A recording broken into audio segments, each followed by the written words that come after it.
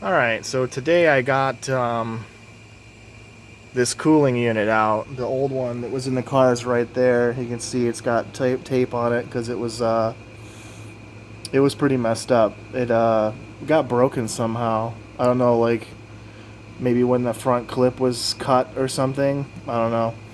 But that one actually had the spot for the filter. You can see that little slot. This one didn't, so I had to cut it out. And my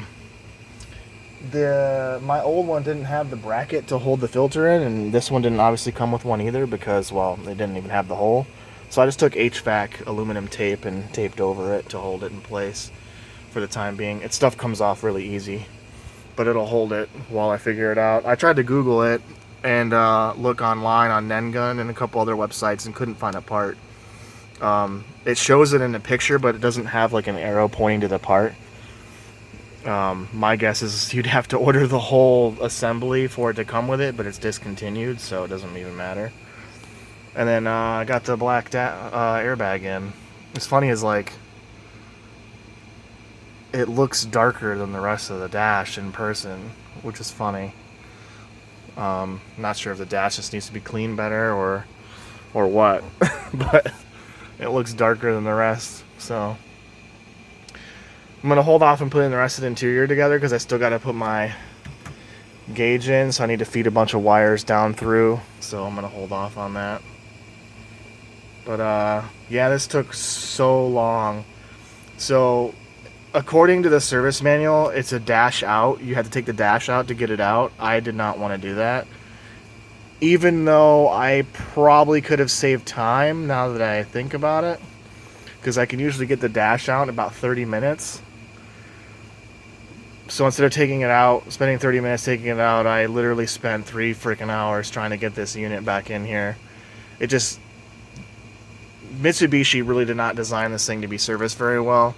I'm used to Toyotas where, like, each component, like the highest braking component is made to be serviced. So, like, you can easily, it's like 3 bolts, you pull it out. This is 3 bolts, sure, 2 are accessible. The other one you have to get behind here. And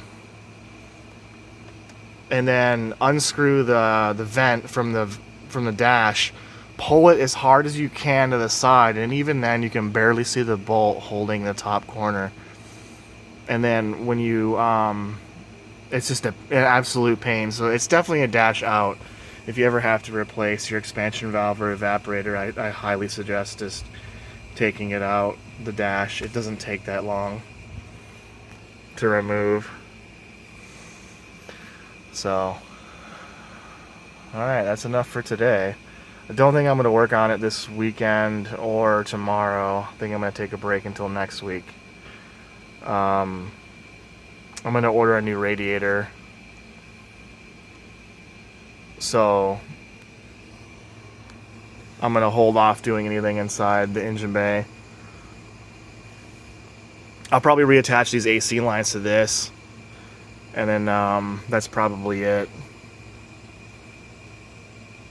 for the next few days, because after that I'm pretty much